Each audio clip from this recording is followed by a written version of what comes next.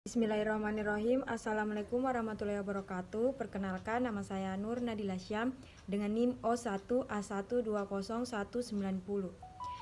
Baik, saya sendiri selaku moderator dari kelompok 4 akan membawakan materi tentang amida. Baik, di bawah ini merupakan nama-nama dari anggota kelompok 4. Baik, untuk mengefisiensikan waktu, saya persilakan pemateri pertama, Saudari Nining, untuk membawakan materinya. Assalamualaikum warahmatullahi wabarakatuh. Terima kasih moderator atas kesempatan yang telah diberikan kepada saya. Perkenalkan, nama saya Nining dengan NIM O1A1201186. Di sini saya akan membawakan materi mengenai pengertian dari amida. Amida merupakan senyawa karbon yang memiliki gugus karbonil terkait pada atom nitrogen. Berbeda dengan amida bersifat netral, akibat sifat penarik elektron dari gugus karbonil yang mengurangi jumlah elektron di sekitar atom N, menyebabkan lebih sulit untuk menarik proton. Amida memiliki dua jenis. Jenis yang pertama adalah gugus fungsional organik yang memiliki gugus karbonil yang berikatan dengan suatu atom nitrogen atau suatu senyawa yang mengandung gugus fungsional. Untuk jenis yang kedua adalah suatu bentuk anion nitrogen. Adapun untuk rumus struktur dapat dilihat pada gambar di layar Anda. Terima kasih, sekian materi dari saya. Wabillahi taufiq wal hidayah. Wassalamualaikum warahmatullahi wabarakatuh. Saya kembalikan ke moderator. Saya ucapkan terima kasih kepada pemateri pertama. Kemudian akan dilanjutkan pemateri kedua, Saudara Nur Ida Fiati. Assalamualaikum warahmatullahi wabarakatuh. Perkenalkan, nama saya Nur Ida Fiati Rahmadin, NIM O1A1201189. Di sini saya akan menjelaskan tentang sifat fisika dan sifat kimia gugus amida. Langsung saja, yang pertama sifat fisika. Yang pertama itu polar, yang kedua mudah membentuk ikatan hidrogen, yang ketiga titik didihnya tinggi, yang keempat mudah larut di dalam air, yang kelima umumnya berupa padat pada suhu kamar kecuali formamida yang berbentuk cair. Kemudian amida tidak dapat menghantarkan listrik dan juga ketika cair adalah pelarut yang baik. Kemudian selanjutnya sifat kimia. Yang pertama, keberadaan gugus karbonil dalam turunan asam karboksilat sangat menentukan kereaktifan dalam reaksinya, walaupun gugus karbonil tersebut tidak mengalami perubahan. Kemudian yang kedua, gugus asil menyebabkan turunan asam karboksilat mudah mengalami substitusi nukleofilik. Kemudian yang terakhir, reaksi substitusi nukleofilik pada turunan asam karboksilat berlangsung lebih cepat daripada reaksi substitusi nukleofilik pada rantai karbon jenuh. Itu saja penjelasan dari saya. Kurang dan lebihnya saya mohon maaf. Saya kembalikan ke moderator. Baik, saya ucapkan terima kasih kepada pemateri kedua. Selanjutnya pemateri ketiga, Saudara Nur Nafria, saya persilahkan. Assalamualaikum warahmatullahi wabarakatuh. Perkenalkan, nama saya Nur Nafria Baharun dengan NIM O1A1201191. Sebelumnya, saya mengucapkan terima kasih kepada moderator yang sudah mempersilahkan saya untuk melanjutkan pemaparan materi mengenai tata nama amida.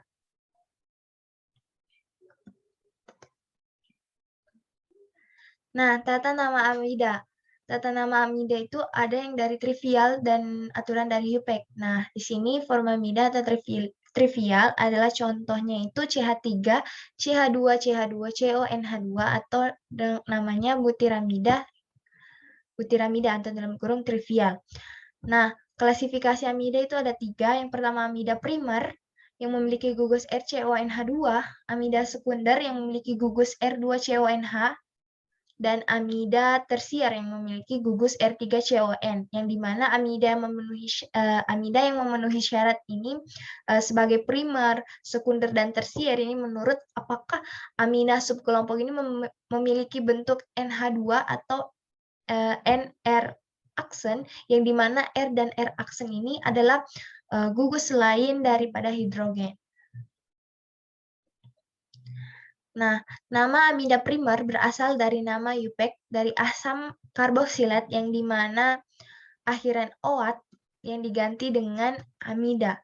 Kecuali asam asetat yang dapat langsung diberi akhiran amida menjadi asetamida. Contoh CH3CONH2, metanamida, CH3CONH2 eteanamida, CH3CH2CONH2 propanamida, sedangkan untuk rantai yang bercabang, pemberian nama pada amida karbon pada CONH2 dianggap sebagai atom karbon yang diberi nomor 1.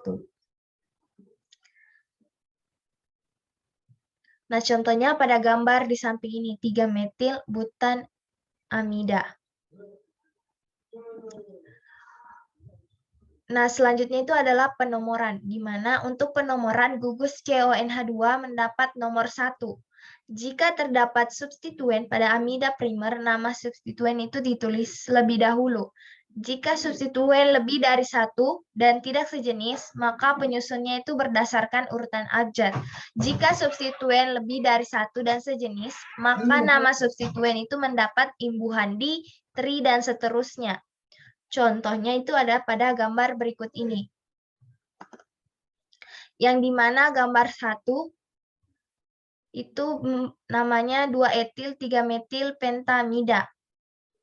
1, 2, 3, 4, dan 5.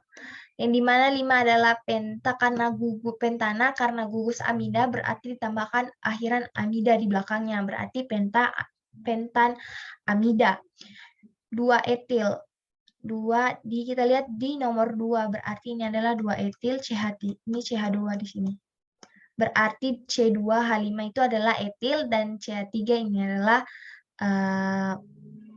metilnya. Berarti 2-etil 3-metil pentaamida. Nah, gambar kedua yaitu namanya 2,2 dimetil heksaamida. 1, 2, 3, 4, 5, 6. Yang dimana heksana itu adalah 6 karena gugus amida jadi ditambahkan di akhiran kata amida di belakangnya, berarti heksan amida. Nah, 2,2 dimetil yaitu kita lihat di nomor 2 ada CH3 ada 2, berarti 2,2 dimetil heksaamida, karena jika substituen lebih dari 1 dan sejenis, maka nama substituen ini mendapat imbuhan di. Nah, mungkin itu saja dari saya. Lebih dan kurangnya mohon dimaafkan. Wassalamualaikum warahmatullahi wabarakatuh. Saya kembalikan kepada moderator. Baik, saya ucapkan terima kasih kepada pemateri ketiga. Selanjutnya, untuk pemateri keempat akan dibawakan oleh Saudari Nita Saputri. Saya persilahkan. Assalamualaikum warahmatullahi wabarakatuh. Terima kasih kepada moderator memberikan kesempatan kepada saya. Nama Nita Saputri, NIM O1A120-187. Jadi di sini saya akan menjelaskan tentang tata nama. Saya akan melanjutkan materi tentang tata nama. Gugus CONH2 selalu mendapat nomor 1. Yang pertama, penamaan amida sekunder diawali dengan huruf N dan diikuti dengan nama gugus alkil. Contohnya, gambar 1 N-metil propanamida, gambar 2 N-propil propanamida. Yang kedua, jika amida sekunder memiliki substituen yang sejenis dengan gugus alkil, maka posisi substituen ditulis dengan huruf N, dan karena substituen sejenis dengan gugus alkil yang terikat pada gugus NH, maka dapat diberi imbuhan di, tri, dan seterusnya. Contohnya, nama senyawa dengan bentuk struktur di atas adalah N3 dimetil heksamida. Yang ketiga, jika amida sekunder memiliki substituen yang tidak sejenis dengan gugus alkil yang terikat pada gugus NH, maka penamaannya berdasarkan urutan abjad dari nama gugus alkil. Contoh, nama senyawa dan bentuk struktur di atas adalah N-etil 2-metil butanamida. Yang keempat, penamaan amida tersier diawali dengan 2 huruf N. Jika gugus alkil yang terikat pada atom N tidak sejenis, maka penamaan gugus alkil disusun berdasarkan urutan abjad yang mana setiap nama gugus alkil diawali huruf N. Contohnya, nama senyawa dengan struktur di atas adalah N-etil N-propil propanamida. Tetapi jika gugus alkil yang terikat pada atom N sejenis, maka nama gugus alkil mendapat imbuhan di tri dan seterusnya.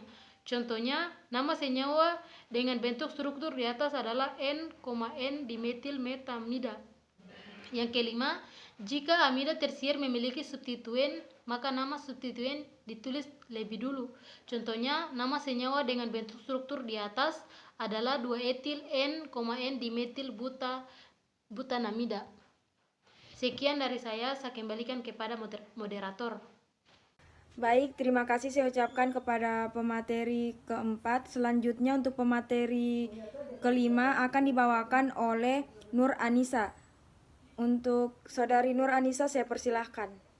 Baik, terima kasih kepada moderator yang telah mempersilahkan saya untuk membawakan materi selanjutnya. Sebelumnya, perkenalkan, saya Nur Anissa Febriana dengan NIM 01A1201888. Di sini saya akan membawakan materi mengenai reaksi pembuatan amida. Reaksi yang pertama di sini ada reaksi anhidrida dengan amonia, di mana asetat anhidrida ditambah 2NH3 itu menghasilkan asetamida ditambah CH3NH4+. Lalu reaksi yang kedua ada reaksi ester dengan amonia, di mana etil asetat ditambah NH3 menghasilkan asetamida etanol ditambah CH3CH2OH. Lalu reaksi yang ketiga yaitu reaksi klorida asam dengan amonia, yaitu asetil klorida ditambah 2NH3 menghasilkan asetamida ditambah NH4+Cr. Kemudian reaksi yang keempat yaitu pemanasan garam amonium karboksilat, di mana amonium asetat itu menghasilkan asetamida ditambah H2O yang reaksinya dapat dilihat pada layar PPT. Kemudian selanjutnya kegunaan amida. Jadi kegunaan amida ini yaitu amida merupakan senyawa yang memiliki kegunaan yang luas dalam kehidupan, antara lain itu dapat berguna dalam pembuatan obat-obatan seperti sulfamida yang digunakan untuk melawan infeksi dalam tubuh manusia sebagai zat antara dalam pembuatan amina, serta sebagai bahan awal dalam pembuatan suatu polimer seperti palmitamida yang digunakan sebagai bahan penyerasi pada penguatan karet alam dengan silika. Baik, sekian materi dari saya kembalikan kepada moderator. Baik, saya ucapkan terima kasih kepada pemateri kelima yaitu Nur Anissa sebagai pemateri terakhir. Dan sekian dari kelompok kami. Mohon maaf bila ada salah-salah kata. Saya akhiri, wabillahi taufiq wal hidayah. Wassalamualaikum warahmatullahi wabarakatuh. Dan terima kasih.